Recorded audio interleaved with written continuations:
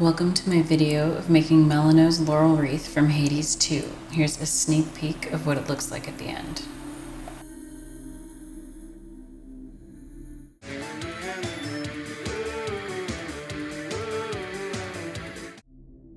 When I first heard about Hades 2, I was really excited because I loved Hades, and Supergiant is a great studio and their designs are always amazing. Melinoe's design is no exception. What I really loved about her Laurel Wreath is it's pretty much exactly the same as Zagreus's, except she has a crescent moon on her forehead in the middle. And if you played the early access, then you will know that that is because she is a member of the Silver Sisters, each of whom wear a crescent moon on their forehead. So to start making this crescent moon, I used a handsaw to cut it out of some sterling silver scrap.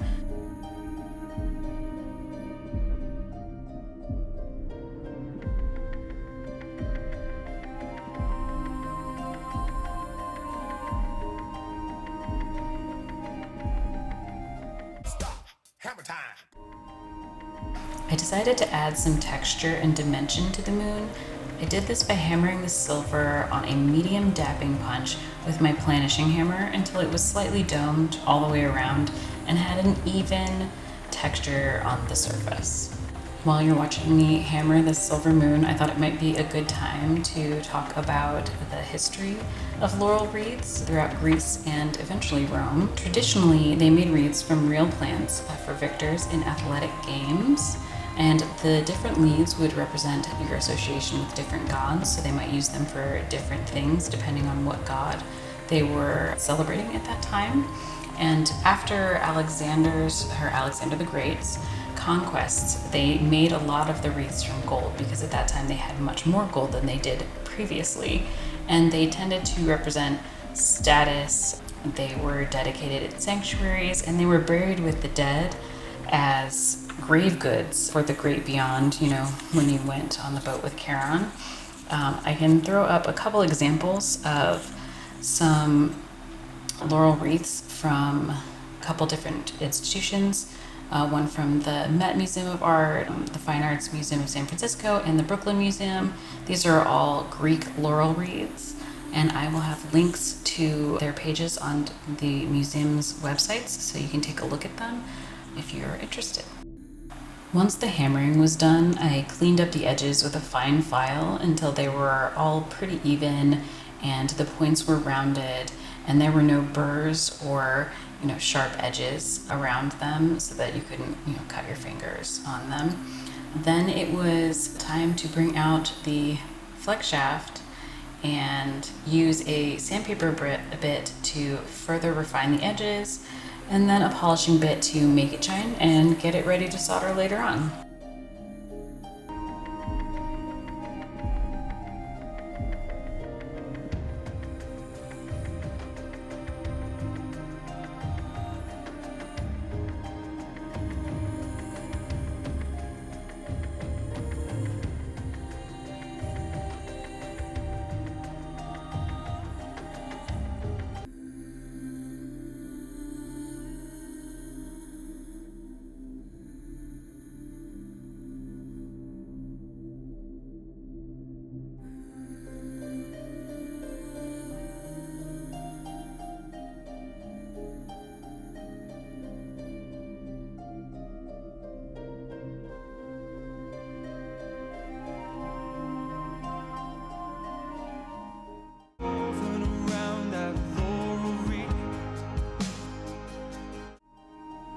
When I was deciding how to make the base for the wreath, I thought about some of the ones you see in traditional Greek laurel wreaths, like the three I showed on the screen earlier, and I decided to go in a slightly different direction. I wanted something that was stiffer.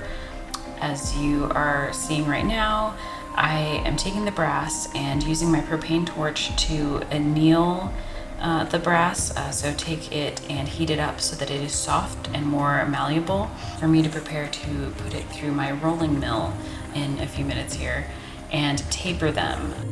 I did this so that the front would be thinner and the back would be a bit heavier. The rolling mill will compact and lengthen the wire so that I can get a nice taper on either side, and then I can eventually solder them. And it does this by letting me adjust the wheel to the size down, and then I roll it through, and then I adjust the wheel again and roll it through.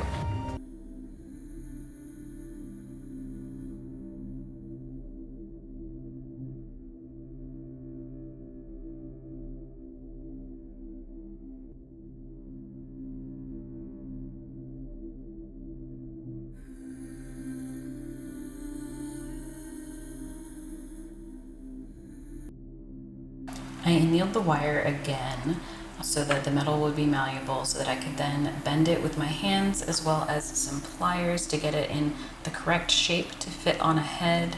And then I soldered some thin wire in the middle and the two pieces together because I didn't have quite enough wire to fit around the head. Unfortunately, that clip did not film, the battery died.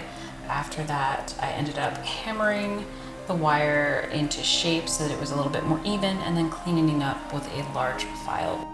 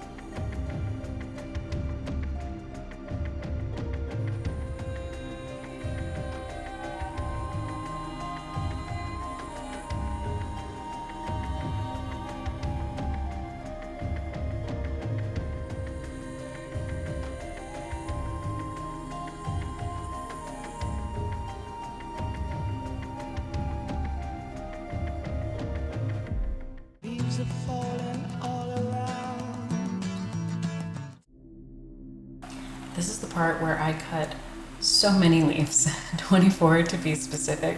I am not gonna lie, I got a little tired of it after doing all of these leaves. It got a little bit draining at certain points.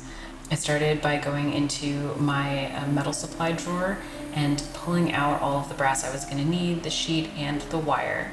Then I marked the sheet with Sharpie so that I could more easily tell what I was cutting, and use my metal shears to cut out the individual leaves.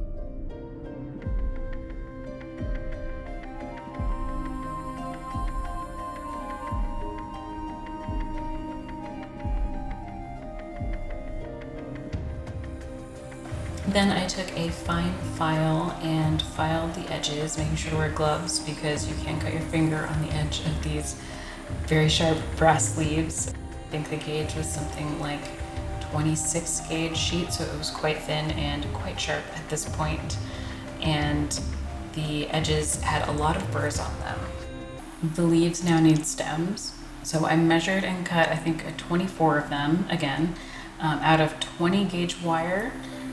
Then I tapered each of the ends of the wire, only one end on each wire, with a file and sanded it smooth so that I could get ready to solder them with the taper towards the end that I wanted on the leaf.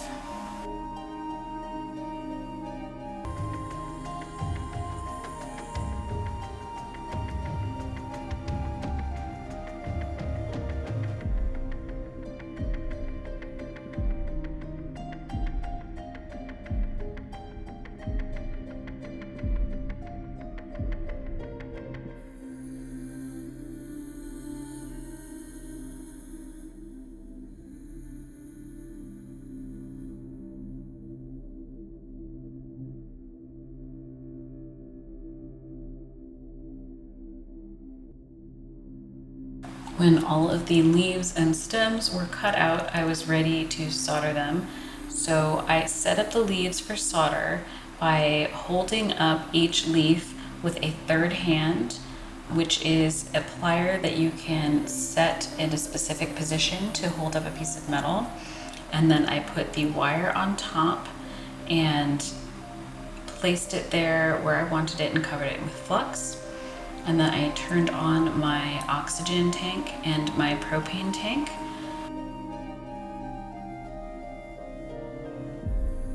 Got out my torch and I set it to about a small size flame so that I had enough heat for the solder to flow, but not so much that I would melt the wire because it was pretty thin and the sheet was pretty thin as well. From there, I went ahead and heated up the wire together with the sheet with the flux on it, pulled out my medium solder to use for this piece, as I didn't think it required hard solder and medium solder flows a little bit better. Then I placed all of the solder along the stem on top of the sheet and heated the piece evenly so that all of the solder would melt and combine the two pieces together, and I would have a almost finished leaf with a stem attached to it. And then I repeated it 24 times. So this did get a little bit tedious at certain points.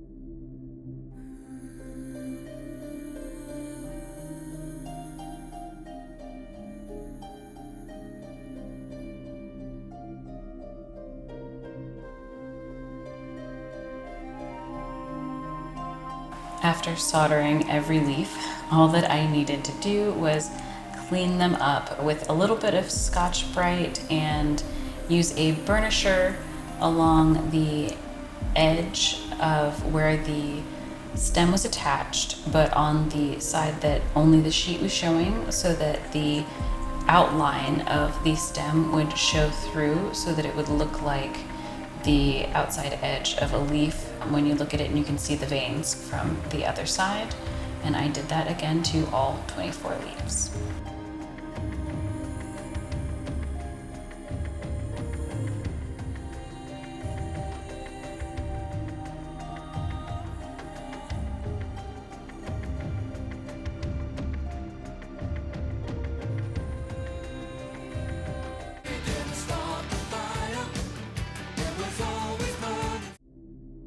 All right, let's finally put this thing together. This is the fun part where I get to actually see everything come together, see how it's looking, see if it all looks good, if I did the sizes correctly. So to solder everything, I went ahead and propped up the base of the wreath with a third hand tool that I described earlier, so that it was sitting with the thinner side of the wreath up, and I soldered the moon to the center, concentrating a little bit more heat on the silver portion because it was much larger and needed more heat in order to attach. After this all got soldered together, the moon and the wreath, I had to solder all 24 of the leaves to the wreath. And to do that, I actually had a little bit of trouble. You will see me struggle to get the leaves to stay in place because I only have 2 third hands, and I realized that maybe it would be a good idea to get a third one because I really needed 2 points of contact to keep these leaves in place while soldering them. When I was soldering on the leaves, I decided to have them crisscrossing each other so that I would solder from one side but have the leaf come out on the other, and then the next one I would solder from the opposite side and have it come out from the other, so they kind of looked woven into each other. I just thought it was more aesthetically pleasing, and it made the leaves sort of look tighter together and visually, I think, come out nicer in the end. So you will see that here again. I also soldered all of these with medium solder. I wasn't too concerned that the other solders would flow because the stems were not getting soldered too close to each other. It worked out perfectly fine.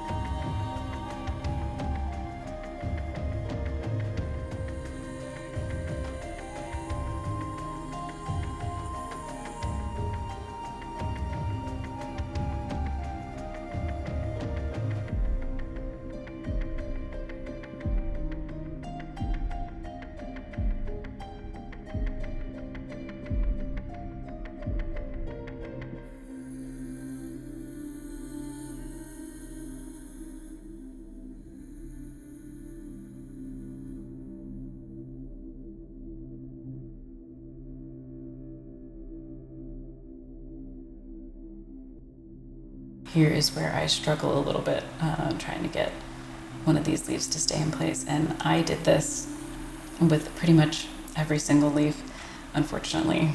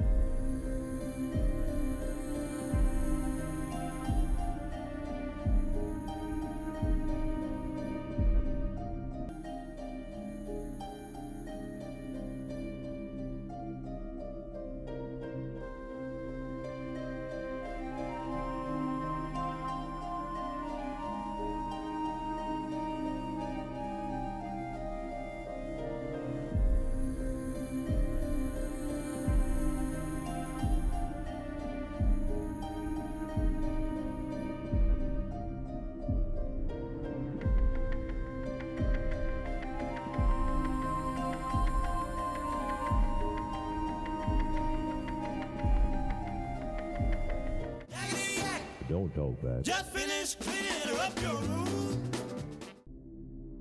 So I'm going to be honest, I hate cleaning up the piece after soldering, especially if it doesn't fit in pickle acid, which this one did not.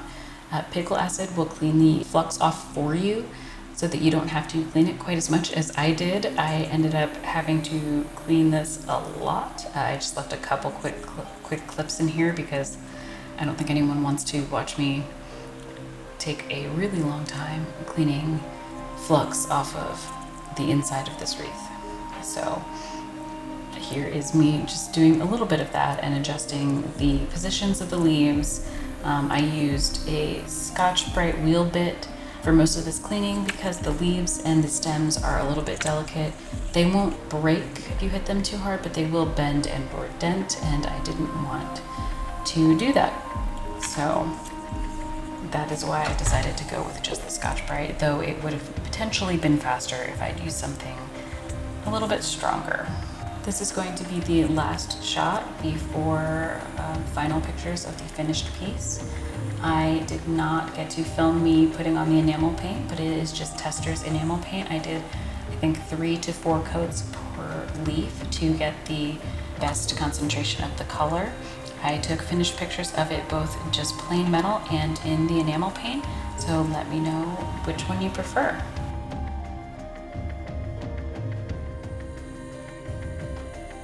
You should see me in a crowd.